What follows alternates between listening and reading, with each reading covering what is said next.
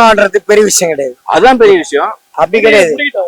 இப்ப நான் என்ன சொல்றேன்னா, விஜய் அறிமுகம் ஆகியிருக்காரு. ஆமா. என்ன ஒரு கேப்டன் விஜயகாந்த் அறிமுகம் பண்ண ஒரு டைரக்டர் யாருன்னா ஒரு எஸ் சந்திரசேகர். இவர் அரசியலுக்காக பேசல, ஒரு நாய் நீதியை பேச அரசியலையும் பேசுங்க. அப்போ அரசியல் பேசணும்னா இப்ப பொம்பளைக்கு ஒரு தகுதி கொடுத்தாரு. யாரு டாக்டர் மு.க. ஸ்டாலின் கொடுத்தாரு. பொம்பளைக்கு மட்டும் பணத்தை கொடுத்தாரு. 5000 ரூபாய் பணம் கொடுத்தாரு. அப்ப ஒரு நிமிஷம் நான் கேக்குற கேள்வி மட்டும் பேச சொல்லு. மண்டல கேளு. அப்ப ஒரு நிமிஷம். அப்ப இந்த காடுல பொம்பளை சேர்த்து போட்டான். எந்த பொம்பளை சேர்த்து போட்டா? அந்த காடு உள்ளவங்க சேர்த்து போட்டாங்க. அப்ப ஆம்பளைக்கு இல்லையா?